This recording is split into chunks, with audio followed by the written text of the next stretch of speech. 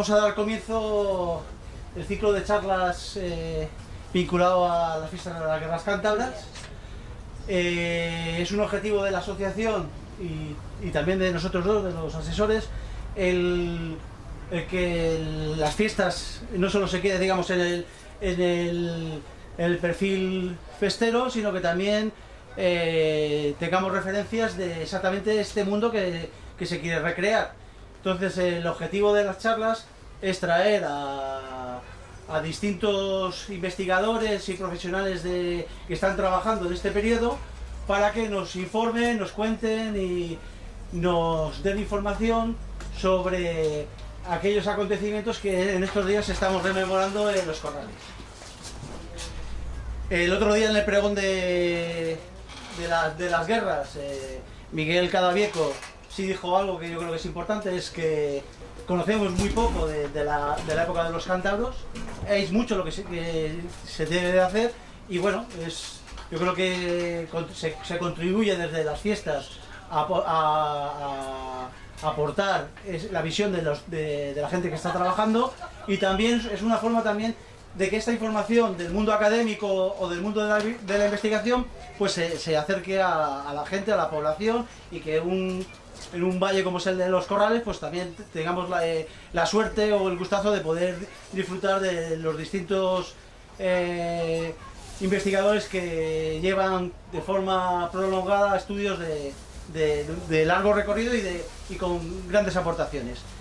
Hoy vamos a empezar, luego Lino presentará a Eduardo y a Fernando, pero vamos a tener 4 jornadas, una tratará sobre el castro de la Arcina, mañana vendrá Eduardo Peralta a presentar los hallazgos de campamentos romanos en Liébana y el siguiente día es Yello Balbás hablando del armamento indígena cántabro y el último día yo creo que digamos nos salimos un poco del mundo académico pero va a versar sobre el mundo del cine, la influencia del mito sobre digamos la ficción, sobre las recreaciones y qué hay de verdad en el Hollywood y que muchas veces yo creo que va a ser una charla también interesante porque a veces tenemos una idea muy equivocada procedente del cine, de la televisión o de las series cinematográficas.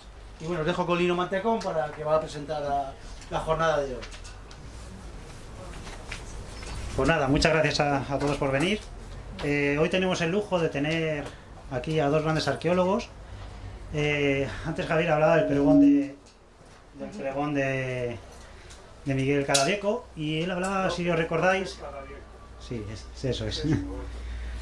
Él hablaba de que en Cantabria tenemos un gran problema y es que no hay castros casi excavados. Conocemos pequeños sondeos en la mayoría de los castros y no tenemos una información fehaciente de lo que era el mundo de los castros. Bien, pues en Cantabria no tenemos ninguno, pero gracias a estos 2 señores se está empezando a excavar un castro muy importante en la zona badiniense. Es el castro de la Peña en la Arcina y el cual nos van a hablar ambos, Fernando Muñoz Villarejo y Eduardo González Gómez de Agüero.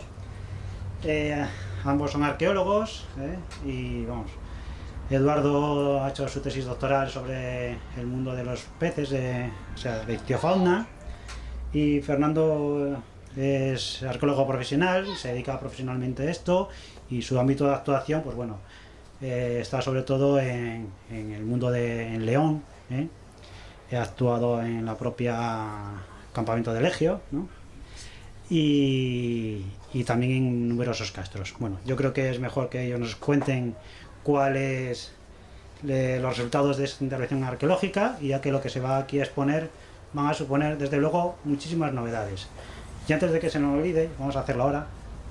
La asociación eso seca con un par de pequeños trofeos, una figura de caballito. Muchísimas gracias, chaval. Muchas gracias.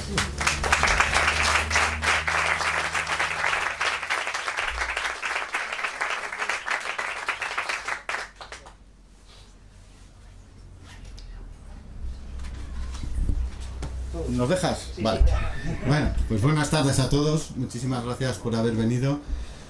Para nosotros es un gran placer estar hoy aquí por muchos motivos. Espera, Fernando. Hay sitio aquí delante, ¿eh? Sí, si queréis hay sitio aquí. ¿No? Vale. Como os decía, Corrales es un referente en el mundo de la reconstrucción y de la recreación histórica. Es la trayectoria muy larga la que lleváis haciendo cosas. Y estar hoy aquí y presentaros un poquito lo que estamos haciendo en la Peña del Castro, que también es un pueblo muy pequeño en León, junta a 400 habitantes. Y entonces es un pueblo que ha apostado por intentar dar un poquito de difusión al patrimonio que tiene, y es lo que os voy a contar hoy.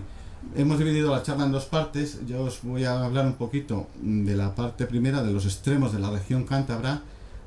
Vamos a ver luego unos mapas y vais a ver que la Ercina está en el extremo oriental del territorio de los cántabros, y luego Eduardo ya hará más hincapié en todo lo que es la excavación, los materiales, etcétera, que ha ido saliendo, ¿vale? Bueno, pues empezamos un poco con el territorio que vamos a tratar esta tarde. Son las fronteras actuales, que tienen que ver con las fronteras de la antigüedad. Todas las fronteras son artificiales. Más o menos nos vamos a mover por esta zona de aquí. El concepto de frontera, que es un concepto que podemos asumir o asociar a entidades estatales, a mí no me gusta utilizarlo para estos tiempos, digamos, protehistóricos. Me gusta más decir límites, porque realmente no son fronteras establecidas. Podemos pensar, como es el caso que tenemos, supongo que os sonará este mapa, que realmente cuando se están trazando estas fronteras, de alguna manera son los romanos los que nos están diciendo por aquí sí o por aquí no. Hay muchos estudios, sobre todo en la zona sur de la antigua Cantabria, intentando delimitar cuál sería este límite, y es complicado. Yo creo que todos estamos más o menos de acuerdo, o todos los investigadores, en incluir estos grandes ópidas, como es Cildá, Montevernorio, etcétera. Y luego a partir de aquí, hay algunas discrepancias. Nosotros nos vamos a situar aquí, en este punto entre Boñar y Cistierna, y por esto lo de los extremos de la región cántabra, ¿vale? Rápidamente, cuando hablamos del extremo oriental, lo primero que nos viene a la cabeza son los badinienses. Esta gente, se caracteriza por estar en un conjunto epigráfico de cerca de 70 lápidas, y entonces, a ver. Un segundito. Vaya, se me ha saltado una. Bueno. No, os iba a decir que ahora mismo el concepto badiniense en toda la zona de Riaño, etcétera, se aplica, hay un instituto, que es el Instituto Badinia, hay un camping, hay una ruta badiniense, es decir, el concepto badiniense existe y ha calado entre la gente. Entonces, en primer lugar, vamos a retroceder un poquito en el tiempo, y vamos a ver cómo es este ámbito geográfico que os he señalado, en lo que podemos llamar el bronce final, primera edad del hierro. Son estos puntos que veis por aquí, estas estrellas, son hallazgos aislados. El plano es incompleto, es decir, podríamos incluir algunas cuevas que tienen material de este momento, algunas necrópolis de túmulos, incluso arte rupestre que puede existir, pero me interesaba sobre todo los hallazgos metálicos, los hallazgos aislados, para que vierais que la montaña oriental leonesa, asturiana, la zona de Cantabria y tal, no es una zona que esté olvidada, deshabitada, despoblada, etcétera, sino que forma parte de unos circuitos comerciales, en concreto todo lo que es la metalurgia de carácter atlántico, que es las hachas, calderos, como por ejemplo el de Cabárceno, que tiene un paralelo muy similar a ver, que no veo sin las gafas, en Lois, hay un caldero que luego veremos, es muy parecido, incluso ya no solo a nivel material, sino a nivel conceptual. Cabárceno es un caldero que aparece a 15 metros de profundidad en una sima, Lois aparece a 12 metros de profundidad también en una cueva. Esto, hay un estudio muy bueno del profesor Blas Cortina, Miguel Ángel, que se puede consultar en internet. Si ponéis caldero de Cabárceno y caldero de Lois os va a salir. hace un paralelo muy interesante con el depósito de las armas, las ofrendas de armas en los ríos, por ejemplo, que se hacen en este momento, y cómo los calderos, de alguna manera, en vez de meterlos en los ríos, se meten bajo tierra. Y es un artículo que, ya os digo, lo podéis encontrar en el PDF en internet, está muy bien. Nada, un poquito un panorama general de la provincia de León durante la primera edad del hierro. Me interesa que os fijéis en una cosita. La zona, digamos, llana, la zona mesetaria de la provincia, está bastante ocupada, mientras que el reborde montañoso, salvo pues eso, un par de yacimientos por aquí o de hallazgos, por aquí también un poquito, grandes vacíos por estas zonas y por estas. Entonces en un primer momento se están ocupando las tierras más fértiles, más fáciles de cultivar. De hecho, los yacimientos más antiguos de este primer hierro es un triángulo que forman aquí, no sé qué tal se ven estos triángulos, este y ese de ahí arriba. Es lo que se llama el soto formativo, es decir, antes de que el soto de Medinilla, lo que llamamos el grupo de sotos, se extienda por toda la meseta, bueno, hay pequeños grupos, pequeños yacimientos que son estos de aquí, ¿vale? Pasamos a la montaña oriental leonesa y lo que nos encontramos son yacimientos o elementos, que yacimientos hay pocos, en este tipo de farallones rocosos, estos de aquí, que nos aportan estos materiales, ganchos de carne, fíbulas, veis algún arma también, hachas de apéndice, estas hoces que curiosamente el molde se encuentra, a ver, un segundito, por aquí abajo, o sea, las hachas aparecen aquí arriba y el molde donde las realizan se encuentra en la zona baja. El caldero que os comento de Lois, muy similar, los brazaletes de la Manjúa, etcétera, es decir, una metalurgia muy característica de toda la zona atlántica.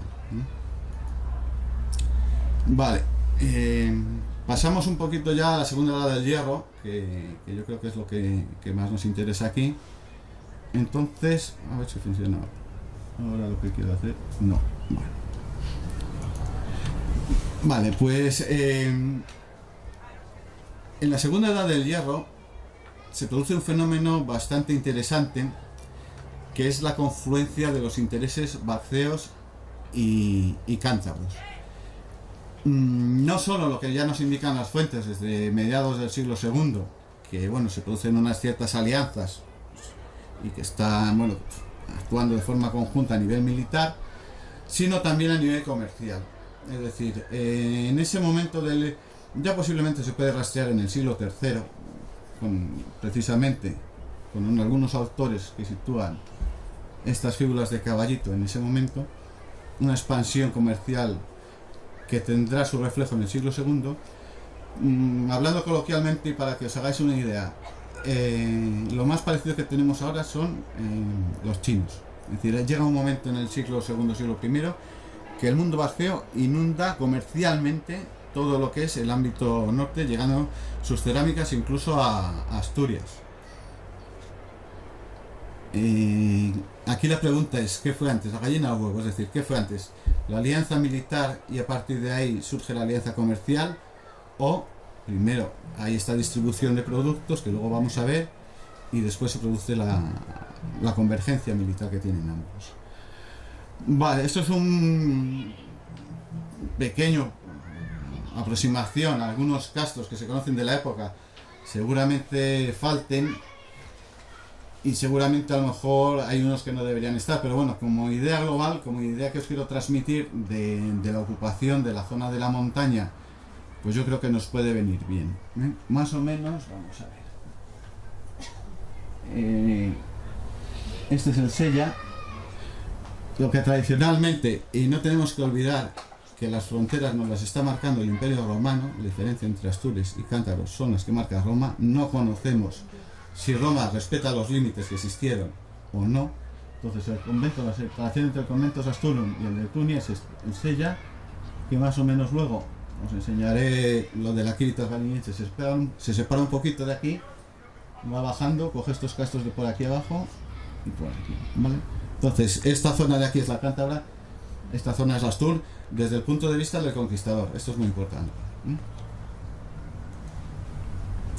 Viendo un poco otro mapa de la provincia de León, similar al de la Primera Edad del Hierro, vemos que toda la orla montañosa se ha empezado a llenar de castros y que la zona de la meseta no es que tenga menos, sino que son más grandes. Entonces, bueno, eso les permite abarcar más territorio. ¿Por qué de repente todos estos castros se instalan en la montaña? Mi opinión es muy sencilla. Hierro. Esto hay muchísimo hierro aquí. No tenemos evidencias cortas donde veamos que sacan material, pero se están situando muy cerca de los recursos metalúrgicos de las explotaciones de hierro, y por eso creemos que toda esta banda, estos castros que antes no estaban aquí, han aparecido, pues eso, a finales del, bueno, lo que es finales del tercero hasta el siglo I. Un vistazo muy rápido también para que veáis un poquito las diferencias entre los castros de diferentes partes de la montaña. Esta muralla de módulos, típicamente Astur, que podéis ver incluso en la Campa Torres, se encuentra en Villablino, digamos en la parte de León que estaría pegando con Asturias, prácticamente con Galicia, los Ancares, esa zona un poquito oriental. La meseta, Grandes, Ópida, como este que veis aquí de Valle de Mansilla. Y la montaña, este que veis aquí arriba, es uno de los más grandes que hay en la montaña. Esto es la ciudad de Sabero. Este es un yacimiento que proporciona materiales desde el bronce final hasta prácticamente época romana. Son 12 hectáreas aproximadamente, y junto con el de la Canalina de Morgovejo el de la Canalina me parece que son 15 hectáreas. Es decir, son enormes para lo que es la montaña. Bien, pues esta imagen pudo haberse producido pues, hace 2000 años, no exactamente con esas casas ni esta gente, pero sí la idea de ese comercio de cerámicas, de fíbulas, de molinos, de la ropa que va asociada con las fíbulas. Es una imagen muy bonita, pues de una persona, pues eso, que está enseñando sus productos, cerámicos en este caso. Vemos también cómo se protegen, esto nos viene muy bien a los arqueólogos cuando estamos pensando cómo se transportan grandes objetos cerámicos sin que se rompan. Bueno, pues la etnografía nos proporciona este documento. Entonces, bueno, pues ya os digo, esto se podía producir en cualquiera de los asentamientos de la Edad del Hierro que conocemos. En primer lugar, lo que enseguida se identifica de este mundo vacceo son sus cerámicas. Cerámicas a torno, en ocasiones pintadas, en ocasiones bruñidas como esta. Este tipo de botellitas que se hace con torno también es muy típico. La base de esto, me parece que vosotros además sacáis uno, tiene un pequeño humbo, y luego ya forma la base. Este otro tipo de cerámicas podría ser indígena, pero esto es lo primero, que cuando aparece en un yacimiento, en una excavación arqueológica, ya nos está dando una pista de que ahí están llegando materiales del mundo vacceo. Prefiero decir vacceo a celtibérico porque, a diferencia, en León nos están llegando las influencias desde el sur, es decir, la que llega desde el este, desde el Valle del Duero y tal, más celtibérica, allí no se deja notar tanto. Por eso os voy a hablar más de los vacceos que del mundo celtibérico. Productos que se distribuyen por todo el ámbito este que os he enseñado antes en el mapa, por toda la montaña. Las fíbulas de Torrecilla. En la Peña del Castro, en la Ercina, tenemos en Puebla de Lillo, que está muy cerquita. Tenemos en la Loma, lógicamente, en Palencia. Pero también las tenemos en Carabia, en Asturias, en lo que ya sería la zona que los romanos consideran Astur. O en San Juan de Paluezas. Esto está en la zona del Bierzo. Es decir, estamos cogiendo un gran ámbito geográfico, pero la mercancía funciona, se intercambia, se vende, se compra. Y asociado a la mercancía están las gentes, están las creencias, están los sistemas sociales. Es decir, no es solo la pieza, son muchas más cosas. Seguimos con este tipo de broches, las fíbulas de Omega, pues, por ejemplo, las que hemos localizado en la Ercina. Curiosamente, esta de aquí, esta de formación, hay una exactamente igual en Guadalajara. Fijaros la distancia que estamos hablando. Bueno, las que marca Peralta, por ejemplo, pues eso, en la Muela, en el campamento romano y en la Loma. Morgovejo, el castro este que os decía de 15 hectáreas, que está muy cerquita. Bueno, las que han salido en Montornedo. Celada Marlantes. Estábamos comentando antes, la cultura material, los materiales arqueológicos que salen en este yacimiento y los que salen en la Peña del Castro son como dos gotas de agua, pero muy muy muy semejantes, y lo vamos a ver en una serie de imágenes, por ejemplo, más objetos que tenemos distribuidos por toda la cordillera. Los tahalíes, pues bueno, pues aquí tenéis el de la Arcina, Campa de Torres, que está en Gijón, Celada Marlantes, por ejemplo. Este tipo que siempre se había pensado que era una influencia del mundo romano. Bueno, pues aquí tenemos estas hebillas, y quería llamarnos la atención sobre esta pieza. Esta pieza nos salió el primer año que excavamos en la Peña del Castro, y nos dio una gran alegría, porque además es muy bonita, tiene una capa negra que la cubre entera, es una pátina muy bonita. Pero es que el paralelo más cercano a esta pieza está en la necrópolis de Numancia, en Soria. Fijaros, muchas veces pensamos que los pequeños grupos que viven en castros de 1 hectárea, 2 hectáreas, que son gente que vive aislada, que no se comunica, fijaros ya de las distancias que estamos hablando. Ya no es que me intercambio cosas con el que está a mi lado, sino que hay un comercio de larga, media distancia bastante importante en todo lo que estamos hablando del norte de la península ibérica, Otro tipo de objetos, bueno, pues placas de cinturón. Aquí veis también unos ejemplares que hemos sacado por allí en la Peña del Castro, y paralelos, pues bueno, desde la zona de sur, digamos, de Cantabria, que es el castro de Roda de Pisuerga, que nos da estos excelentes ejemplares, muy parecidos incluso. Esto es lo mismo que esto de aquí, hasta, bueno, el Castrelín de San Juan de Paloezas, que os digo que está en el Bierzo, pues lo mismo, nos están dando este tipo de plaquitas, que son este tipo de plaquitas. Celada Marlantes, 2 gotas de agua, también nos van a salir a nosotros allí. Los calderos también no son ya los calderos de ese bronce final y la primera edad del hierro, ya no tienen ese componente tan simbólico, sino que ya es algo que ha pasado a utilizarse en las casas. Entonces, bueno, pues aquí tenéis, por ejemplo, unas asas de caldero, pues como las que nos pueden salir, pues eso, en Montevernorio, que son estas de aquí, en Ornedo otra vez, en la Loma de Santibáñez de la Peña, que en principio se identificaron como fíbulas, no, creemos que son este tipo de, que parecen omegas. Lo que pasa es que aquí, en esta zona y en esta, tienen unos pequeños remaches, que es lo que iría con el caldero. Cuchillos. El repertorio de los cuchillos que salen en la Peña del Castro es bastante importante, tanto los cuchillos completos como este de aquí, como los mangos decorados en hueso, o esta hoja con estas 2 perforaciones. Vuelvo a poner otro ejemplo de Celada Marlantes. Y esto es lo que, en cuanto a la segunda edad del hierro, os quería comentar. Esa influencia, esa circulación de materiales a larga, a media distancia, no están aislados, se conocen perfectamente entre ellos, y como os digo, esa unión con el mundo baxeo, tanto para la guerra como para el comercio, me parece bastante interesante y que será una cuestión a estudiar en el futuro.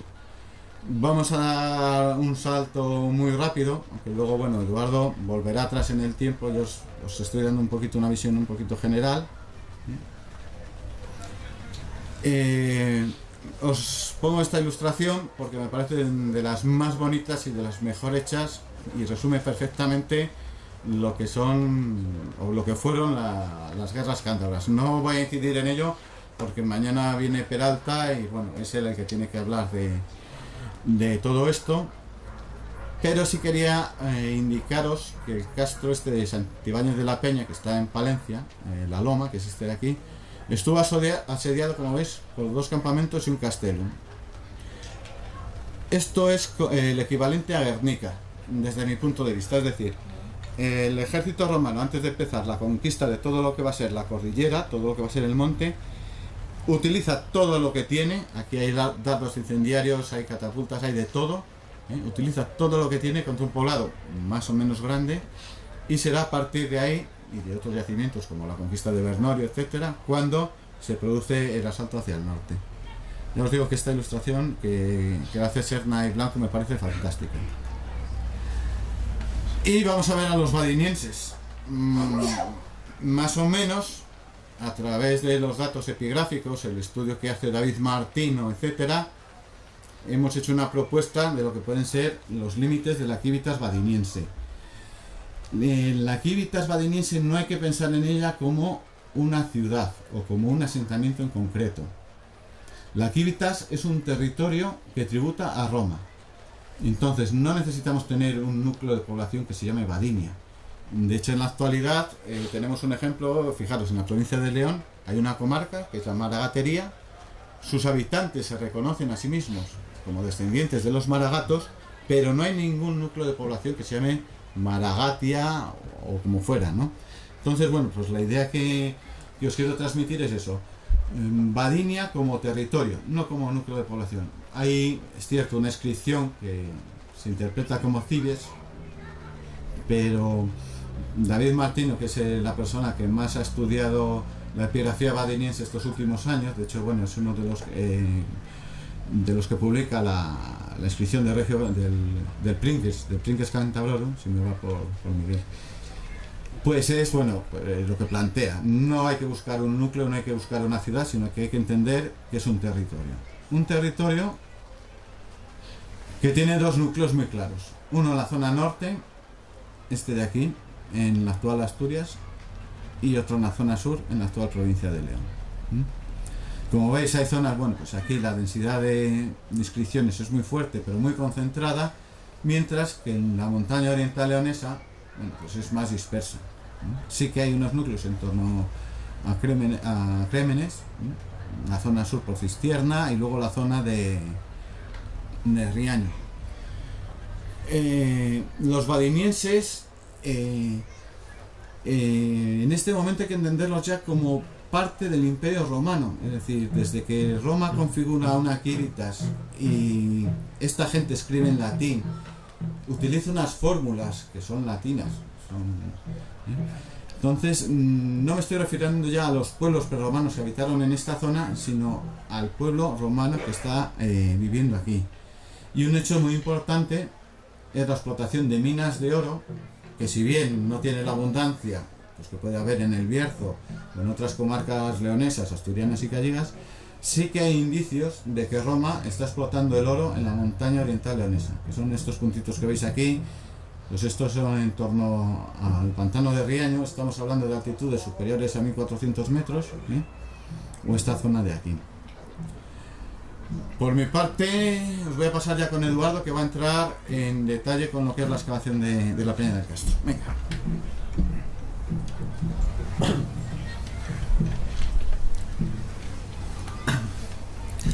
Bueno, después de haber contextualizado lo que es este extremo de la región cántabra, vamos a ver el yacimiento de la Peña del Castro, que es el que nos trae aquí, ¿no? Se localiza, como bien decía mi compañero, en la montaña oriental leonesa, y es muy interesante que se sitúa en un lugar donde va a empezar la alta montaña leonesa y donde va a terminar lo que es la meseta o la tierra de campos, tierra más aluvial y demás. Además, en esta falla que marca el cambio entre la montaña y la meseta, va a haber toda una serie de castros que van a controlar los accesos a esta montaña. De hecho, la Peña del Castro, el Castro de la Arcina, está controlando 3 de estos pasos. Tenemos una muralla natural que está formada por esta falla, que además geológicamente también es muy diferente, que sería esta que vemos aquí en la imagen. Y desde el yacimiento, que es el que vemos aquí, pues bueno, controlaríamos visualmente esas 3 zonas de paso. Las fotos que vemos aquí están tomadas desde lo alto del yacimiento del Castro, son las vistas que tenemos. Sin duda desdicen lo que se ve desde allí. Os aconsejo, recomiendo que os paséis a verlo y disfrutéis. Pero bueno, hacia el sur se llega a ver en días despejados pues bueno, más de 40-50 kilómetros de distancia. Y para que también bueno, os hagáis una idea de lo que estamos diciendo, de la importancia que tienen las rutas comerciales o en las zonas de paso entre la montaña y la meseta, hemos puesto este pequeño mapa con 2 puntos escogidos no al azar, que son el yacimiento de Lancia y la Loma. Pues bueno, ambos están a unos 40 kilómetros del yacimiento de la Peña del Castro, lo cual bueno, nos va a situar tanto en momentos de la guerra como en momentos previos un poquitín en la importancia que va a tener este pequeño yacimiento, tanto en las redes comerciales como después en la conquista del norte. El poblado, ¿cómo es? ¿No? ¿Cómo es el yacimiento de la Edad del Hierro? Pues bien, se sitúa en un peñón rocoso, calizo, con pisco, es un lugar que se ve perfectamente desde todo el valle, desde la distancia, es un espacio que llama la atención, ¿no? en el espacio geográfico en el que nos estamos moviendo. Lo que hemos podido comprobar hasta las fechas, pues bueno, es que se compone de 2 recintos principales en la Edad del Hierro, que en la ladera norte estarían defendidos por una muralla de piedra, que veremos a continuación. Por la parte sur hay unos grandes barrancos que limitarían el acceso al yacimiento, aunque posiblemente también hubiera algún tipo de estructura defensiva pétrea, porque bueno, debajo de esos barrancos tenemos derrumbes de piedra. Y también en esta parte norte, en un espacio que parece que hay un acceso, una puerta, tenemos toda una serie de taludes, parapetos y demás que bueno, estarían dificultando ese acceso y también marcando pues, bueno, el camino de subida, que bueno, aquí en esta zona de aquí los podemos ver perfectamente, y cómo irían por aquí pues, bueno, lo que son los derrumbes de las murallas que limitarían el castro. Esto es una visión muy simple realmente de la estructura defensiva que tendría. En prospección y demás hemos conseguido ver pequeños tramos de muro que seguramente estén marcando diferentes terrazas, diferentes líneas de muralla y un sistema defensivo mucho más complejo de lo que podemos aquí marcar o podemos ver. Estas serían las estructuras generales o líneas generales del espacio habitacional, pero bueno, seguramente, como os digo, las estructuras defensivas fueran mucho más complejas de lo que podemos marcar aquí, porque además tenemos unos derrumbes de la muralla principal tan grandes que están tapando estas líneas de murallas secundarias y por el momento bueno, no hemos podido sacarlas a la luz. Hasta la fecha llevamos ya 4 campañas, este año será la 5ª campaña de excavación. Hemos realizado 9 sondeos en diferentes puntos del cerro para intentar bueno, contextualizar bastante bien pues, qué es lo que está ocurriendo allí a lo largo de la protohistoria y la época romana. Las primeras ocupaciones que hemos documentado del cerro se situarían en el Hierro 1, y se han detectado tanto en el sondeo 3, que está realizado en la parte más alta o en una de las partes más altas del yacimiento, y en el sondeo 1, que bueno, se situaría en la terraza inferior, que es donde tenemos la superficie más grande excavada hasta la fecha. En el resto de sondeo no aparecen materiales de esta cronología, lo cual también bueno, nos encuadra bastante bien donde posiblemente estuvieran estos asentamientos del Hierro 1.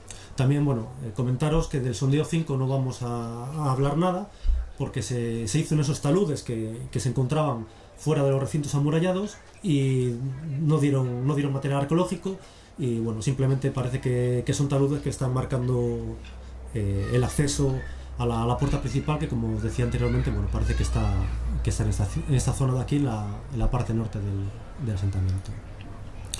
En el sondeo 1, que estaba realizado en la terraza inferior, pudimos documentar esta ocupación del Hierro 1 en el interior de 2 estructuras que bueno, decidimos excavarlas por debajo del nivel de ocupación que nos había parecido en primer lugar, llegando hasta el geológico. Allí pudimos ver pues, bueno, la estructura está cuadrangular, lo que parece ser una zanja de cimentación en la cual pues podría corresponder a una cabaña de estas del Hierro 1, incluso hay alguna piedra que parece que hace un pequeño zócalo de este material, y seguramente los alzados pues bueno, fueron de material vegetal, incluso como pasará en momentos posteriores de barro. En cuanto al otro sondeo, donde también aparecieron materiales del Hierro 1, pues bueno, estaban en el interior de esta cabaña, que únicamente se pudo excavar a la mitad, porque la otra mitad estaba ocupada por un empedrado, que también veremos a posteriori. Y aquí, bueno, documentamos una potencia bastante importante, que sería todos estos niveles de aquí, que presentan estos materiales del hierro 1. En la parte inferior, pues lo mismo, sería el geológico, había también alguna zanja, piedras y demás. Lo que pasa es que no pudimos definir ningún tipo de estructura porque bueno, es una superficie bastante pequeña y nos falta perspectiva para poder definir este tipo de construcciones, ¿no? de este momento. La potencia en este lugar era tan importante, ¿no? tan amplia, porque en un momento determinado estas ocupaciones del hierro 1 se utilizan también como rellenos para aterrazar toda esta zona y realizar las construcciones del hierro 2, como veremos a posteriori. En cuanto a los materiales, pues la verdad es que bastante parcos, una cerámica bastante rodada y demás, pero bueno, cerámicas a manos, alguna carena, alguna decorada, pues con motivos que incluso aparecen en zonas como Montevernor y demás, son piezas peraltadas, y quizá lo más significativo, pues bueno, este pequeño lingotito de un metal de base cobre, y este trozo de pulsera, este fragmento de pulsera, que bueno, tiene paralelos en toda la zona de la meseta, en la montaña leonesa, y que nos sitúa, pues bueno, este cambio del hierro 1 al hierro 2, ¿no? Son típicas de este siglo VI, siglo V, IV y demás. Además, bueno, también enlazando con lo que comentaba mi compañero Fernando, pues bueno, la sección de esta pulsera es lenticular, que suelen ser muy típicas también de la zona meseteña frente a las de la zona del Valle del Duero y demás, que suelen presentar unas secciones pues cuadrangulares y similar. También es importante, bueno, reseñar que aparece bastante lítica, cuarcitas, lascas de cuarcita, lenticulados y demás, que muchas veces parece que en la edad del hierro se ha dejado utilizar la piedra y bueno, siguen utilizándose hasta incluso la segunda del hierro, como veremos posteriormente. El otro sondeo que nos dio material de la primera edad del hierro estaba situado en la parte superior. Es una zona con muchísima erosión, muy expuesta, y era muy complicado ver ningún tipo de estructura y demás. La potencia es muy pequeña, que tenía 5 o 10 centímetros como mucho, y aparecían materiales tanto de la segunda edad del hierro como de la primera edad del hierro. Entonces nos dificultó bastante caracterizar ningún tipo de estructura de ocupación, de suelo de ocupación. Sí es verdad que parece que también están alterando el geológico para montar sus cabañas. Parecía pues bueno, que hay aquí alguna estructura, algún hogar y demás. Y bueno, la cerámica, pues lo mismo, cerámica bastante gruesa, con mucho desgrasante y con formas de carenas, peraltados y demás. En la segunda edad del hierro, los restos que tenemos en esta fase intermedia entre la primera del hierro y la última ocupación sobre el cambio de era, se documentaron únicamente en el sondeo 1. También. La descubrimos igualmente al excavar el interior de las cabañas, y únicamente la pudimos encontrar en el interior de la cabaña de aquí. En ese espacio tan pequeño hemos documentado dos fases que se historian encima del hierro 1 y antes de la última ocupación. La primera de ellas estaría formada por este enlosado que vemos por aquí. No hemos encontrado ningún tipo de estructura asociada a él, y apoyado sobre él se encontraría, se ve un poco mal, pero bueno, aquí veis alguna piedra y aquí alguna otra que bueno, hacen una estructura semicircular con un zócalo de piedra, y aquí otra que bueno, hace la misma forma y que vendría a marcar otro muro de otra cabaña. Además también pues bueno, se ha conservado un resto de suelo en esta esquina de aquí, que estaría por debajo del suelo y de los rellenos sobre los que se realizaría la cabaña de la última fase de ocupación, que sería esta que veremos a continuación. Y después, excavando el resto del yacimiento, hemos encontrado pequeños hogares, líneas que parecen de muro, como estas que vemos aquí, un hogar que nos apareció en esta zona, que estaba cortado por este muro, por esta estructura.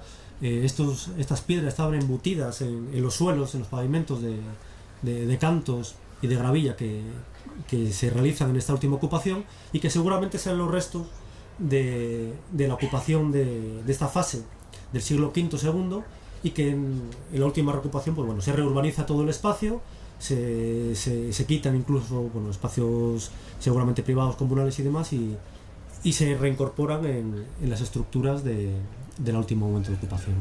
También en este momento seguramente constituya pues, una escalera que apareció adosada a la muralla y que en un principio pensábamos que, bueno, que como toda escalera servía para subir, pero bueno, una vez que la excavamos vimos que la escalera servía para bajar. ¿Para bajar a dónde? Pues bueno, a este pasito que vemos aquí. Era nada, tenía la anchura del escalón, estaba protegido, esto estaba configurado por un muro lateral y frontal que en el sellado de esta estructura pues bueno, había sido vencido hacia adentro de manera voluntaria y posteriormente pues bueno, se había realizado un pavimento que lo cubría. La funcionalidad de esta estructura, pues bueno, pues ni idea. Cuando lo vaciamos no apareció nada de material, era solamente las piedras del relleno producido pues, de volcar el muro que perimetraba este espacio y no apareció material. El único material que apareció es en la parte de arriba del sellado, en una pequeña hoguera, en el que apareció bueno, la placa que os enseñó antes Fernando, una asa de sítula y algún material pues, bueno, así un poco significativo que aparecía pues, bueno, en el sellado de esta estructura. ¿Con qué vincularlo es muy complicado? Sí es verdad que a lo largo del hierro pues, bueno, hay multitud de símiles, de estructuras asociadas a murallas o de ofrendas asociadas a murallas que bueno, lo que vienen es a proteger de manera lineal, ¿no? Esas fronteras lineales, no solamente defendiéndose del exterior físico, sino también del exterior imaginario, y bueno, pudiera ser que esta estructura bueno, pudiera vincularse a este tipo de rituales o de actividades. De hecho, bueno, hay paralelos en el mundo celtibérico, en el mundo mediterráneo y demás. Materiales de esta fase, pues bueno, cerámicas bastante finas, con bastante degradantes también, restos de las paredes, dadas ya de algún tipo de cal o de estuco blanco, alguna anilla metálica. Es significativa esta hoz de hierro, también con paralelos en la meseta, un cuchillo falcatado y bueno, vuelvo otra vez a las lascas de piedra y demás, que como digo no desaparecen con los metales, sino que bueno, siguen estando presentes en los yacimientos de este periodo. Y ya acabamos esas fases antiguas que están bastante mal documentadas, que casi de las cuales tenemos más dudas que conclusiones. Y vemos ya la última ocupación del siglo II al siglo I a.C., en la cual ya documentamos en todo el cerro casas y poblamiento y estructuras de habitación, ¿no? En todos los sondeos que hemos realizado han dado positivo en este periodo cronológico. El más importante, o el área más importante, la que tenemos excavada en la terraza inferior, en la cual pues, bueno, hemos encontrado 3 estructuras de habitación y un espacio comunal que bueno, sería este de aquí. Igualmente bueno, diversas calles, callejones y demás. Vamos a empezar a repasar las estructuras de habitación que hemos localizado. La única que tenemos excavada completa es la estructura 5, es una estructura oval, bastante grande, tiene unos 6 metros de longitud y estaría sentada sobre las estructuras que habíamos anterior del siglo V, siglo II, y al exterior mantendría el enlosado, mantendría visible este enlosado, que como vemos bueno, era muy anterior y que ya en el siglo V pues, bueno, parece que ya existía. También es bastante interesante que donde terminaba el límite del muro, en donde está empedrado, aparecían restos de otro muro que salía recto. Como suele pasar en arqueología, siempre una de las cosas más interesantes siempre acaba en el perfil, ¿no? Además en los últimos días de excavación. No sabemos dónde acaba este muro y a qué corresponde, pero bueno, es bastante interesante por algo que vamos a ver también a continuación en otras de las estructuras que tenemos.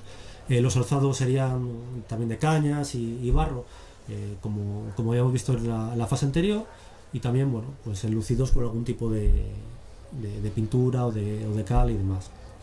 De momento solamente hemos identificado el color blanco, pero bueno, seguramente como ha aparecido en otros yacimientos, pues bueno, estas estructuras estuvieran pintadas y con algún tipo de motivo y más colores.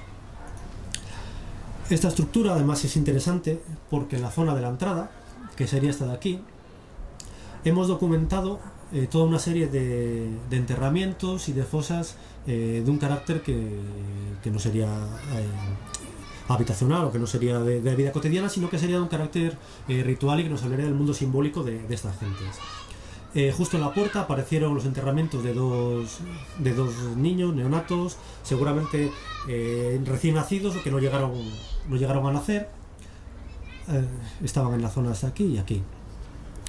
Además es muy interesante porque ambos estaban orientados hacia el sur y según parece estaban metidos en algún tipo de fardo o atados, o sea, estaban enterrados con algún tipo de cuidado y siguiendo un ritual que sería enfocados con la cabeza hacia la zona sur. Esta posición también es relevante porque justo aquí al lado de ellos aparecieron restos de un cordero. El cordero estaba completo, la cabeza estaba apoyada sobre las patas traseras, envuelto sobre sí mismo, y además al analizarlo en el laboratorio, pues bueno, sería un cordero que seguramente no pasara de los 7 meses. Y en el atlas, en la última vértebra, la primera vértebra, pues bueno, tenemos marcas de haber sido degollado. Esta que vemos, bueno, aquí no se ve muy bien en la pantalla, en la zona salada. ¿Qué nos está hablando? Pues bueno, de un animal sacrificado que no se ha consumido porque el animal estaba completo, conexión anatómica, y que ha sido depositado en la zona de la entrada. Igual, este tipo de ritual pues es totalmente habitual en yacimientos de la Edad del Hierro, tanto de la meseta como de la zona del Valle del Ebro, de la zona del Levante y demás. Y no solamente teníamos ese conjunto, sino que al lado apareció otra cubeta, que sería esta de aquí, con restos de animales ya de mayor tamaño, fragmentados y demás, que seguramente correspondieran con algún tipo de comida, de banquete. Y al lado todavía tenemos otras estructuras también singulares. Por un lado, una pequeña cista cubierta con lajas, en la cual en el interior aparecieron cenizas, sin ningún resto óseo ni nada, pero sí aparecían cenizas, lo cual bueno, nos llamó bastante la atención. Y además, en esa zona también aparecieron restos de un caldero. Aquí vemos parte de la placa también de base cobre, con remaches, el agujero de los remaches, y el asa de ese caldero, que sería esta de aquí, que sería formada por estas dos omegas que enlazarían una con otra. Junto a estos elementos, también apareció un hogar, que es este que vemos aquí, pero es que en la campaña anterior habíamos encontrado ya otro hogar en la estructura, que era este hogar de aquí. Además, este hogar apareció junto a un molino que aparecía in situ. Encontramos el durmiente del molino circular que aparecía justo al lado del hogar. Entonces, bueno, nos encontramos ante una casa con dos hogares, lo cual, bueno, nos llamó bastante la atención. El hogar este de aquí, que nos aparecía junto a la puerta, conservaba en algunas partes una especie de reborde de arcilla, rubefactada también, que lo confería cierta singularidad frente al otro que habíamos documentado el año anterior. Buscando paralelos, lo mismo, en el mundo ibérico es muy habitual encontrar en viviendas este tipo de estructura de dos hogares. Mientras un hogar estaría vinculado con estructuras, pues bueno, con actividades domésticas, con actividades cotidianas, otros hogares que precisamente aparecen con esos rebordes de arcilla, incluso en la zona francesa con determinadas formas, pues bueno, se vinculan también con actividades rituales o actividades con pequeños altares, ¿no? Además, en estos yacimientos ibéricos, o estos yacimientos también de la zona del Ebro, suelen aparecer vinculados en zonas cercanas a la puerta, lejos de la actividad doméstica, y vinculados a enterramientos, sacrificios, fosas con cenizas, fosas con otro tipo de restos. Entonces, como vemos, estamos ante un espacio habitacional, un espacio doméstico, donde se realiza vida cotidiana, pero en el cual la ritualidad también está muy presente. Muchas veces, cuando hablamos de ritualidad en la Edad del Hierro, en el mundo antiguo, nos pensamos que la ritualidad es como hoy en día, ¿no? Casi pensamos más que en ritualidad, en religiosidad. Y no es así, la gente convive con su ritualidad, ¿no? Con el ritual. Lavarse las manos es un ritual. Bueno, hasta hace bien poco, cuando hacías la matanza, siempre hacías la cruz en la carne para que no se estropeara, ¿no? Son rituales que viven con la cotidianidad.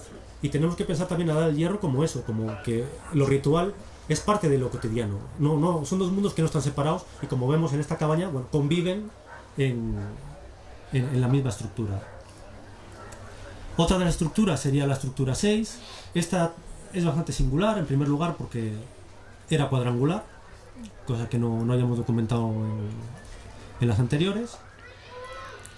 Presentaba también una zona de hogar con una laja que seguramente sirviera pues, para algún tipo de poste de sujeción. Y tenía en una de las esquinas, pues bueno, esta estructura de forma triangular que no se ve muy bien a qué corresponde. Si puede ser una pequeña estancia anexa o puede ser un contrafuerte para sostener la estructura, ya que esta estructura las están utilizando como contrafuerte o como pieza que sujeta las terrazas sobre las que se van construyendo, ¿no? Al final, cuando vemos el yacimiento, lo que vemos es una serie de edificaciones que van casi en escalón. Y las estructuras son las propias que sostienen esos aterrazamientos. También decir que, bueno, junto a este hogar, en la zona esta de aquí, apareció otra piedra de molino, también otro durmiente in situ. En cuanto a las estructuras, los alzados, pues bueno, igual que vimos en la cabaña anterior, estarían realizados con barro y madera. Por último, la estructura número 7, la última estructura habitacional, se ve bastante mal, pero bueno, estaría también con un zócalo de piedra conformada, se apoyaría en esta estructura comunal de aquí, en esta gran estructura de aquí. No comparte muro, cada uno tiene su muro propio. También encontramos aquí un hogar. Y aquí, un poquitín en la zona un poquitín más lejos, aquí tendríamos una calle, encontramos toda una serie de piedras que parecían realizar una cimentación, y hacia la calle encontramos una pared entera de barro y cañas, entera vencida. Estaba entera también enlucida en blanco, y lo cual pues bueno, nos indicaba que realmente esto seguramente fuera una cimentación, y el muro que tenemos aquí vencido pues bueno, fuera el que cerraba por aquí. ¿Esto qué hace? Pues bueno, que tengamos aquí una vivienda y aquí un espacio en el cual prácticamente no aparecían materiales, el suelo era bastante compacto, de tierra bastante pisonada, con gravilla y demás, y que no correspondía era coetáneo a esta estructura de aquí, a esta estructura de habitación, pero que no correspondía con nada que pudiéramos asociar a una vivienda. Entonces, una de las hipótesis, y también, si recordáis el muro aquel que salía de la cabaña oval que teníamos cavada entera, pues es que estas estructuras de vivienda, esta estructura de habitación, tengan asociadas espacios abiertos en los que bueno, se realice pues, vida cotidiana, que sirvan de almacén o que incluso sirvan para mantener ganado o demás. Este año vamos a intervenir en esta zona y bueno, esperamos poder confirmar esta hipótesis que nos avanzaban los datos de otros años, porque bueno, sería un aspecto bastante interesante. Los materiales que tenemos en todas estas estructuras domésticas, pues bueno, como veis, son bastante similares, conformados con molinos, piedras de afilar, de pulir, punzones, herramientas. Es destacable la presencia de un montón de cerámica, estas cerámicas rojizas, que nos llevarían al mundo meseteño, al mundo vaceo. Y también es pues, interesante, bueno, en la estructura 6 que apareció restos de una canica de arcilla, y en la estructura 5 que apareció, bueno, que parece una ficha de juego hecha en piedra. Lo cual, bueno, también nos pone en relación, ¿no? Que bueno, que quizá esa gente también tuviera algún tipo de ocio, de pasatiempo, bueno, como después va a pasar con el mundo romano, que es mucho más conocido. Los materiales que tenemos nos indican también las actividades que realizaban los habitantes del castro. Nos ha aparecido una importante colección de herramientas, tanto de azuelas, un diente de hoz, tenemos dos rejas de arado, la hoz que comentábamos anteriormente, una legona, que bueno, nos hablan de las actividades agropecuarias que tenía esta gente. Además, si os dais cuenta, bueno, estos restos, incluso remaches que se suelen asociar a herramientas, telares y demás, aparecen en las estructuras domésticas. Entonces también vemos estructuras domésticas como unidades de producción, como la familia es una unidad también de producción, y vemos que estos materiales se asocian a estas unidades. Más elementos que nos indican las actividades económicas de esta gente, pues bueno, nos han aparecido algún resto de avellana, algún resto de bellota. Es interesante en una de las estructuras que nos apareció la cubierta quemada, y que los techos estaban realizados pues, bueno, con alguna especie de escoba, piorno y demás. En cuanto a la alimentación, a la ganadería, pues predominan los ovicrápidos, también hay bastante vacuno, muy poco cerdo, y es interesante la presencia de bastante ciervo. No hasta de desmogue, sino ciervo que ha sido cazado. Es algo bastante excepcional, porque frente a lo que se piensa habitualmente de que la caza es un elemento sustancial de estas gentes, no es así. Los yacimientos que tenemos en la zona de Galicia, de Asturias, incluso de la meseta, la caza es un elemento muy residual o incluso nulo. Y aquí, sin embargo, bueno, tiene unos índices bastante altos. Sigue la investigación en curso de los restos faunísticos, pues bueno, quizás estemos también hablando de en un momento determinado un aumento de la caza, también por la aparición de determinadas élites o de grupos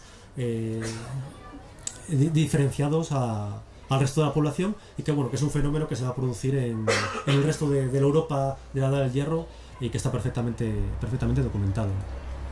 Aparte del trabajo agropecuario, también tenemos un montón de herramientas de la actividad artesanal.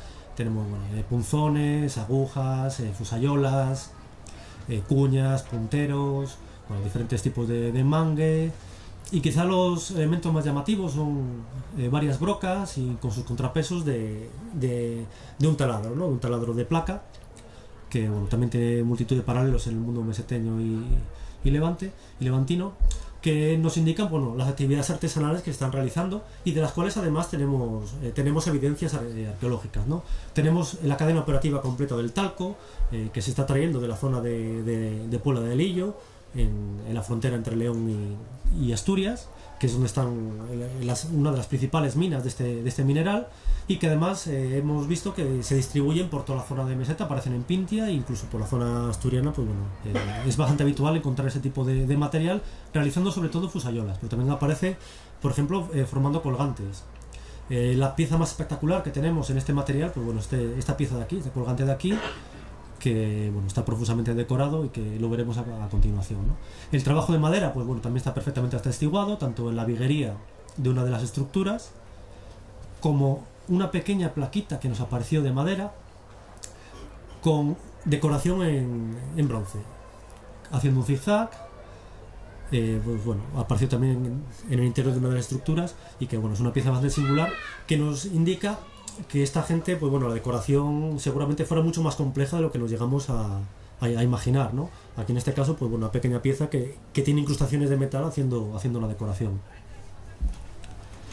También tenemos restos del trabajo, sobre todo del hierro, ¿no? Tenemos diversas escorias típicas del trabajo en forja, las típicas que se denominan escorias de calot, también otras escorias, pues bueno, vinculadas con el proceso de reparación y demás de herramientas. Por lo resto que tenemos, más que hablar de un taller de elaboración de objetos, parece que están respondiendo más bueno, a reparaciones y de un trabajo pues, bueno, más típico del típico herrero de pueblo, ¿no? que hasta hace poco podíamos encontrar, y no de un centro de producción de hierro y de elaboración de lingotes, sino algo más vinculado con el trabajo cotidiano, ¿no? Y también bueno, han aparecido algunos restos de crisoles que podríamos vincular con el trabajo de metales de base cobre. En cuanto a la cerámica, pues bueno, destacar que en este momento es cuando empiezan a aparecer esas cerámicas de tipo meseteño, que no aparecen anteriores al siglo II en este yacimiento, y que bueno, nos hablan de esa intensificación de contactos con la zona sur, como bien comentaba Fernando. En cuanto a la decoración personal, pues bueno, tenemos diferentes tipos de fíbulas, tanto de omega como de pie vuelto, con resorte y demás. Bueno, también tenemos restos de un pendiente, diversos alfileres que también bueno, nos hablan de la vestimenta, alguna cuenta de bronce, plaquitas decorativas. Quizá una de las piezas más singulares es este cinturón, que está prácticamente completo, es un cinturón articulado, que es son pequeñas placas de hierro con apliques de bronce que articularían esas placas haciendo el cinturón. Lo tenemos prácticamente completo, y que bueno, es una pieza bastante singular. También otra hebilla de un cinturón de gancho, taalis, diferentes cuchillos, regatones y demás. Hay otro elemento que es destacable, que es una decoración que nos aparece repetidamente, que es esta que vemos aquí. Es un círculo con un aplique central y otros 4 círculos que se sitúan en los extremos. Hay diversas placas como esta. En la fíbula que tiene aquí arriba, pues bueno, una bola que iría en la parte superior, lo que pasa que está rota. Se representa otra vez este mismo motivo, es un elemento esférico con 4 apliques y uno central. Incluso en esta pieza que vemos aquí, pues bueno, se vuelve a reproducir este mismo elemento, ¿no? Es el elemento circular con el elemento central y los 4 apliques en las esquinas. Aquí estaría fragmentado. Lo cual, como vemos, es un motivo simbólico que bueno, se repite constantemente en los materiales que estamos documentando. Junto a estos espacios de habitación se documentó una gran cabaña que bueno, seguramente esté vinculada con un espacio comunal, como veremos a continuación. Esta cabaña está realizada entera en piedra. Su acceso se realiza mediante unas escaleras que veis aquí al exterior. Está dividido en 3 estancias: una primera de acceso, una gran estancia que ocuparía la mitad del edificio y otra estancia más pequeña. Esta, como digo, estaría hecha de piedra y además tendría una viguería bastante importante de madera, que hemos encontrado restos, con la cubierta en estos piornos o brezo, como os comentaba anteriormente, y aparecen esta serie de grapas que serían utilizadas para sostener la viguería. También es muy habitual, aparecen por ejemplo en el yacimiento de Numancia, y después se van a perpetuar en época romana, época medieval también, siempre asociadas a eso, a estructuras de viguería bastante importantes. Junto a esta escalera también aparece, asociado a este edificio, un pozo. No hemos conseguido todavía llegar al final, a ver si en la campaña de este año podemos llegar al fondo, y que bueno, se situaría justo donde termina la escalinata. Este edificio no está solo, no estamos ante una entrada monumental, sino ante un espacio monumental, ya que justo al otro lado encontramos resto de otro gran edificio que también parece que presenta unas escaleras que suben que hacen hacia el interior. Y el elemento más llamativo, por lo que digo que no es un espacio entero, es un espacio monumental, es porque hay diferenciación en el material con el que están construidos estos edificios. Tenemos por un lado las construcciones domésticas y la muralla, que están construidos de piedra caliza blanca, que es la propia que se encuentra en el yacimiento, y sin embargo este gran edificio está construido con arenisca roja, que aproximadamente la fuente donde la han adquirido pues estaría a unos 1,5 kilómetros, 2 kilómetros del yacimiento. Pero es que el edificio este de aquí está construido con arenisca amarilla. Hay una selección, una voluntariedad en la selección del tipo de aparejo que se utiliza y el color que tiene a la hora de construir estos edificios. Claro, tenemos que pensar en aquel momento, cuando estuvieran en pie, que la entrada al yacimiento, porque bueno, esta sería la calle principal, de aquí tendríamos un acceso que veremos a continuación, pues bueno, es un espacio que monumentaliza ese acceso y la entrada. En cuanto a los materiales que aparecieron en esta gran estructura, ahí, si podéis apreciar que se concentran todos en la sala esta de aquí. Apareció alguna fíbula, una de las cuentas en esta zona de aquí, un grupo de escorias en esta zona de aquí y el resto todo en esta sala. De hecho, bueno, esta estructura la excavamos en 2 campañas diferentes. La primera campaña se excavó esta mitad, ante lo cual estamos un edificio enorme de grandes muros, pero que no aparecía nada de material. No sabíamos lo que era porque no teníamos nada de material. Y claro, al año siguiente, cuando excavamos la otra mitad, pues la suerte nos dio una colección bastante importante de materiales que veremos a continuación. ¿Qué teníamos en esta estructura y sobre todo en esta sala? Pues bien, teníamos esta pequeña botellita de origen meseteño, como os comentó antes Fernando. Este tipo de cerámica aparece por ejemplo, en necrópolis como la de Pinte, asociada a tumbas y demás, a todo tipo de, pues bueno, seguramente de rituales. Cerámica bruñida negra también del mundo vaceo, y una jarra cerámica profusamente decorada, no se ve aquí muy bien, pero toda la superficie está decorada con una serie de retículas. Por lo cual ya nos habla también de algo excepcional, ¿no? Estamos hablando de una jarra vinculada, que siempre se suele vincular con el consumo de bebidas alcohólicas, y no como hoy en día, ¿no? Que es algo habitual, sino que en el momento seguramente el consumo de bebidas alcohólicas esté vinculado con diferentes procesos sociales, rituales y demás. Una botellita, una jarrita también vinculada con mundo funerario y por tanto elementos excepcionales. También encontramos diferentes placas decorativas, esta decorada con sogueados, zigzags, esta con diferentes líneas, una lúnula, la piecita que comentamos anteriormente, y que aparecen remachadas a piezas de madera. Los tabiques interiores seguramente fueran de madera y de tierra, de manteos de tierra, y estas piezas estarían uniendo esas estructuras de madera y seguramente fueran visibles. Es bastante interesante porque, bueno, estructuras o piezas de este tipo aparecen en el yacimiento cientos y en todo el área cantábrica aparecen innumerables, ¿no? Se especula mucho sobre su función y seguramente sea una función, pues bueno, se utiliza en un montón de cosas. El encontrarlas aquí en madera, revistiendo el edificio, las paredes del edificio, vuelve otra vez a lo que les comentaba anteriormente. Es muy difícil imaginarse cómo tendría que ser un edificio de esto, la decoración interior, y no pensar en estructuras sobrias, sin ningún tipo de decoración y frías, ¿no? Sino algo muy complejo y que yo creo que no llegamos a imaginar, ¿no? Porque muchos de estos elementos serían realizados en madera y bueno, los hemos perdido. También se encontraron restos de armas, una punta de lanza que además aparecía amortizada, lo cual también, pues bueno, nos desvincula de un uso cotidiano, de un uso doméstico del elemento. Un cuchillo que aparecía más con su mango en hueso, que tiene de hoja más de 20 centímetros, o sea, bueno, un tamaño ya singular, pero es que además en esta estructura aparecieron hasta 8 fragmentos de cuchillos afalcatados. Es la mayor concentración que tenemos en el yacimiento. En todos los espacios domésticos aparece un cuchillo afalcatado. Aquí tenemos, ya os digo, más de 7-8 cuchillos. Diferentes también en mangas en hueso, piezas en huesos. Un collar realizado con 2 cuentas de bronce, 2 cuentas de hierro y la cuenta de talco que veíamos anteriormente. También aparecía asociado un resto de una lúnula en base de cobre, otra cuenta con acanalamientos en la superficie y un asa de una sítula. De nuevo, las sítulas nos sitúan en este mundo de purificación, en este mundo de ritualidad y espiritualidad de la Edad del Hierro. Como vemos, son elementos singulares, ¿no? Que no se parecen en nada a lo que hemos visto en los espacios domésticos.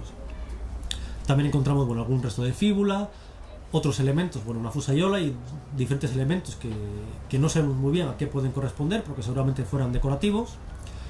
Un arado, que también nos invita a pensar el valor simbólico que tiene la agricultura y el arado en la antigüedad, ¿no? También perfectamente documentado en diferentes puntos, incluso aquí en Cantabria, ¿no? La acumulación de arados, enterramientos en cuevas y demás. Y también nos aparecieron en esta estructura dos de los taladros que documentamos. En cuanto a las escorias, también nos descolocaba un poco, pero una vez hecho un análisis macroscópico de las mismas, son escorias de hierro con un alto contenido en silicio que se suelen asociar a trabajos pues de reparación, modificación y demás de las piezas de hierro, no de fabricación. No apareció ningún tipo de calor de forja. Entonces, como tenemos también una punta amortizada, una de las hipótesis que estamos planteando es que estas escorias se puedan vincular con el proceso ese de amortización. Es habitual que para que no se oxide la pieza se cubra con material silicio, que una vez que se calienta, pues produce este tipo de escoria, y puede ser que estén vinculados a ese proceso, ya que esas amortizaciones parece que están hechas por herreros, ya que las piezas no están fragmentadas, y que puedan realizarse en ese tipo de estructuras que parece que se salen fuera del espacio doméstico.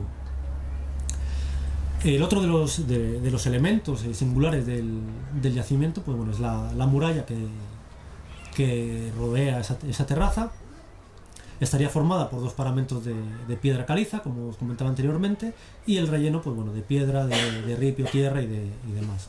Tiene una anchura variable, entre unos 2-3 metros de anchura, y terminaría en esta zona de aquí, que es donde tenemos el acceso o la puerta sur. El acceso se realizaría por medio de 2 escalones,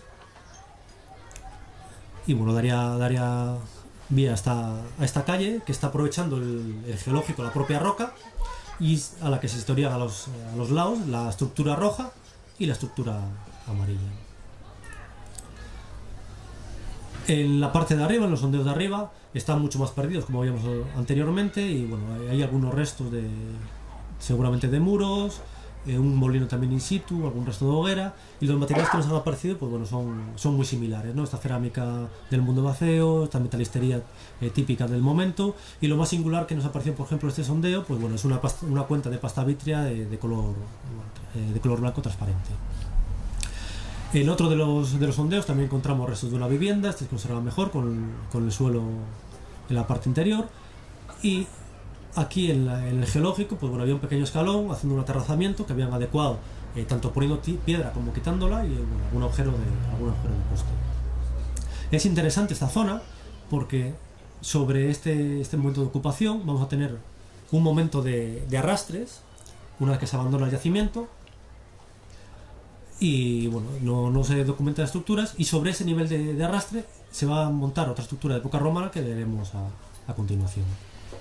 Los materiales, pues bueno, como veis, también son muy similares, esos alfileres, cadenas, agujas, punzones y esa cerámica rojiza que bueno, nos lleva también al mundo del siglo II. ¿Cuándo se abandona el yacimiento? Pues bien, el yacimiento parece que se abandona en el cambio de era.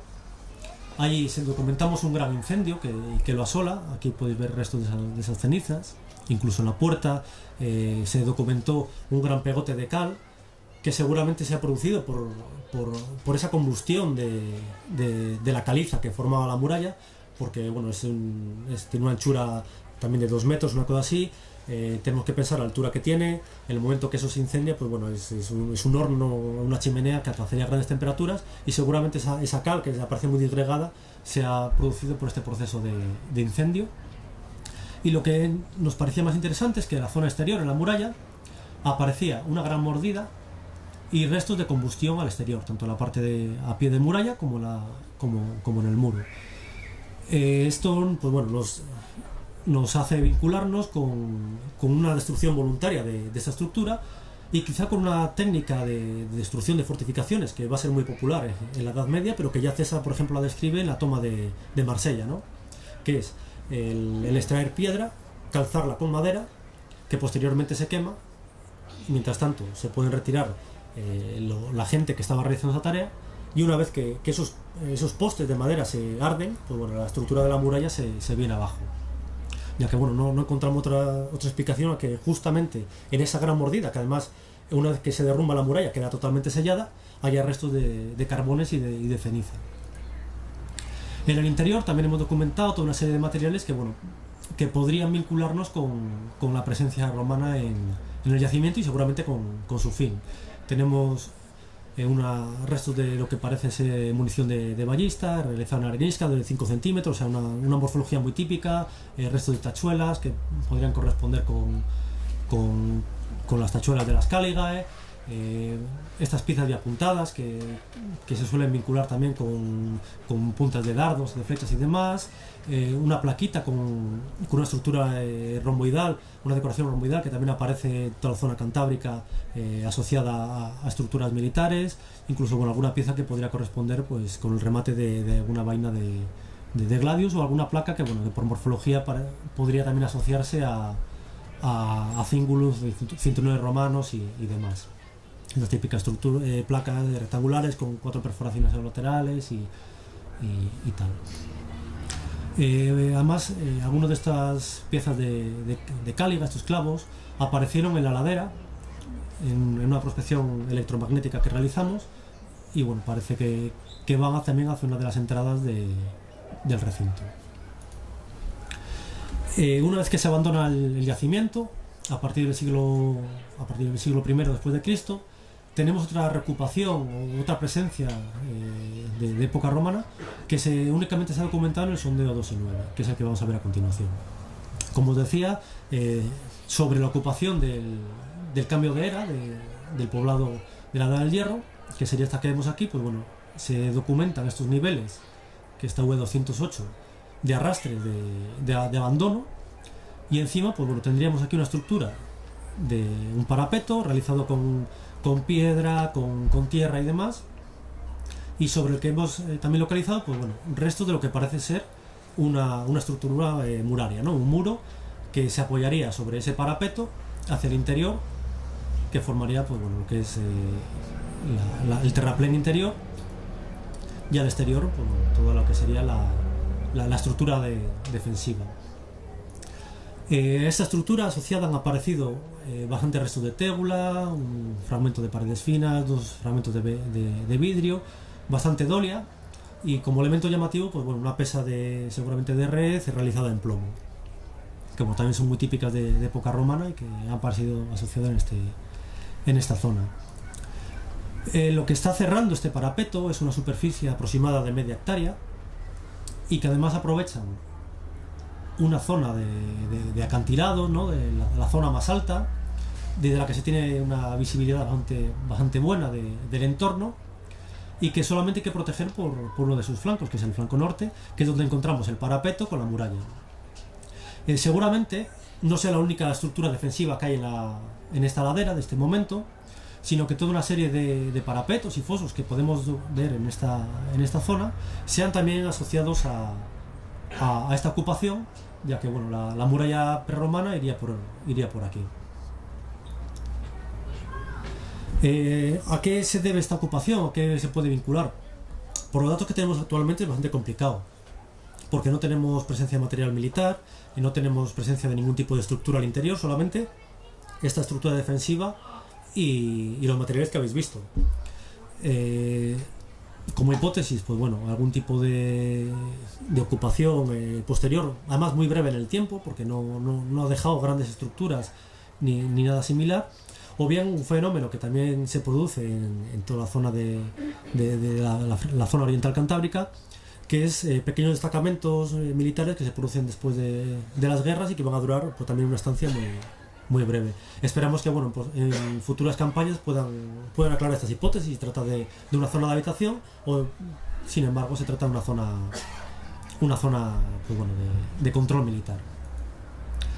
Y bueno, hasta aquí lo que teníamos preparado. Agradecer a la organización el habernos invitado, a todos ustedes por haber aguantado la conferencia, y también bueno, recordar a todos los vecinos de la Arcina que colaboran, que participan y que hacen que sea posible este proyecto, que sin su ayuda no sería posible. Igualmente agradecer a nuestros patrocinadores, tanto las campañas que hizo Asacier como el Ayuntamiento de la Arcina y la Junta de Castilla y León, y recordar a otro de nuestros compañeros, a Víctor Vejega, que no ha podido venir por cuestiones de trabajo. En la arqueología pues somos precarios y tenemos que buscarnos la vida, ¿no? Lamentablemente, y no ha podido venir, pero bueno, también agradecerle todo el trabajo que está realizando y bueno, ausentarle por estos motivos. Muchas gracias a todos y espero que os haya gustado.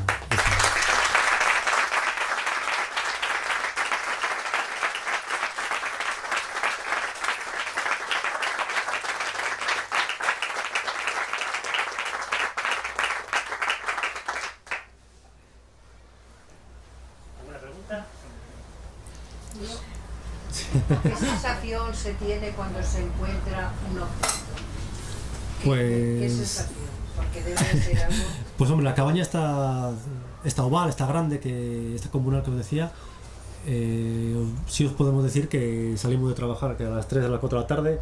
Aquel día no comimos, nos quedamos hasta las 7. ¿Qué tamaño tiene? Porque es que no se veía las caras. La estructura esa tiene 8x8. Son 8 metros por 8 metros. 6x3, la oval tiene 6x3, que es la que tenemos entera, tenía 6 de longitud y 3 metros de anchura. ¿Y recogido en algún museo, en algún sitio? ¿Dónde está? Sí, está todo el material depositado en el Museo de León. Sí, está trabajando la restauradora en la restauración de las piezas, por eso también las fotos que os hemos puesto pues bueno, son recién salidas de la excavación. Actualmente se está trabajando eso, en coordinación con el Museo de León, en la recuperación y estudio de los materiales. Pero he visto que yo viajo con un grupo de patrimonio y hemos visto algo, y con un grupo de la universidad hemos visto todavía más, pero en previsión de exponerlo para grupos, para que lo vean, o de momento está ahí todo soterrado. Se puede visitar, de hecho, bueno, este es uno de los carteles que tenemos allí puesto. Las estructuras durante la segunda campaña se consolidaron para que pudieran quedar a la intemperie. Fue un restaurador durante todos los meses que estuvimos restaurando a la vez que estábamos encontrando las estructuras, y se puede visitar, eso no hay ningún problema.